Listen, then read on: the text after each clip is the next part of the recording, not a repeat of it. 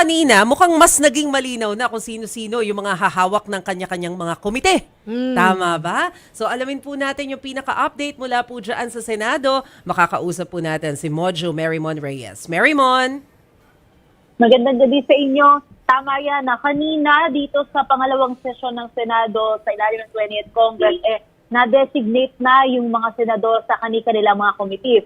At yung isa sa pinaka-ininintay nga natin, ito nga Senator Kiko Pangilinan, nakuha na nga niya ang Agriculture, and Senator Bam Aquino ang Basic Education.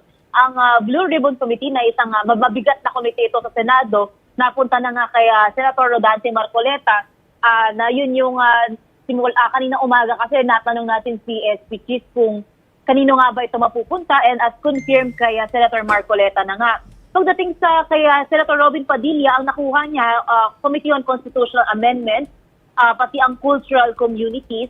Kay Senadora Amy Marcos, ang Cooperatives at saka Labor. Kay Senator Raffy Tulfo, Migrant Workers. Ang Local Government kay Senator J.B. Ejercito. Ang Justice and Human Rights kay Senator Alan Peter Cayetano, pati ang Higher Education. And ang kay Senator Bongo, nakuha niya ang Committee on Health, Sports, pati ang Youth. Kay Senator Erwin Tulfo naman, nakuha niya ang Social Justice and Welfare Development. Kay Senator Raffy Tulfo din, Public Services. Ang Public Works kay Senator Mark Villar. Ang Science and Technology kay Senator Alan Cayetano. Kaya dagdag pa natin kay Senator Marcoleta yung Committee on Trade, Commerce, and Entrepreneurship. So far, yan yung latest dito sa Senado. Pero bukod din dyan, asahan natin na by August 6, as announced din na by Senate President Jesus Cordero, maaari nang magkaroon talaga ng final na desisyon itong mga senador patungkol naman doon sa impeachment case laban kay VP Sara na dinesisyonan nga ng Korte Suprema ng unconstitutional. Kaninang umaga kasi nung press briefing, na ibahagi ni Senate President Escudero na kung personal na opinion niya lang ang tatanungin, nagdesisyon na kasi ang Korte Suprema na ito nga ang impeachment case is void and null ab initio or from the very beginning. So whether or not meron daw uma-agree dito or hindi, kailangan daw itong sundin. At the same time, yun nga, lumalabas din kasi sa desisyon na ang Senado, walang mulat-mulang jurisdiction na nakuha doon sa impeachment. So kung sakali man itong ang pinaka-desisyon ng Senado, makikita natin sa mga susunod na araw sa kanilang plenary session at hindi na bilang impeachment court. Kasi raw, baka makita sila na lumalabag doon sa ruling ng Supreme Court. Pero dagdag din naman ni SP, still, hindi naman daw sa kanilang solely manggagaling yung desisyon. Collective body pa rin daw ang Senado, kaya hihintayin pa rin natin yung magiging final na botohan nitong mga ito kung ipagpapatuloy o hindi.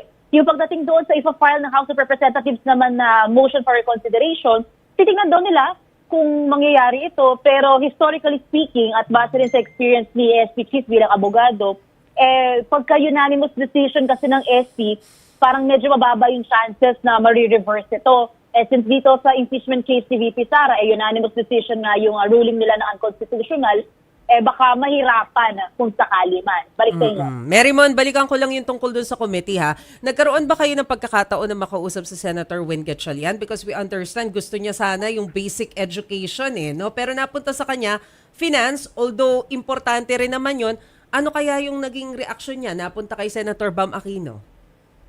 Actually, hindi pa natin nakakapanayaman ng malapitan itong Senator Sherwin.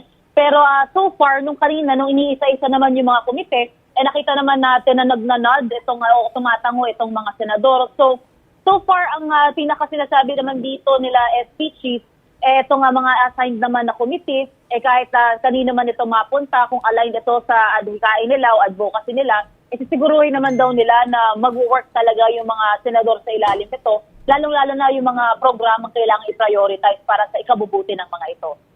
Pero eto, curious kami kanina ni na Jovi tsaka ni na Chiki. Bakit napunta kay Senator Robin Hood Padilla yung consti na natili pa rin sa kanya kahit hindi naman siya yung abogado? Tama. Kahit kami rin gusto rin namin yung malaman, pero so far, wala pa nga paliwanag na nangyari. Ang pinakaalam lang natin, lahat ng mga ito ay pinag-usapan din nila. And so far, pagdating naman doon sa ilang mga committee, siniguro rin naman na even yung mga miyembro naman pagdating sa Senate minority, magkakaroon din, except kay Senator Tito Soto na by default, magiging miyembro talaga ng ibang mga komite. Siguro sa mga susunod na araw, pagka may schedule ng itong mga Senate committees ng kanilang mga hearing, mas malalaman natin kung paano nga ba nila paandarin ang mga ito.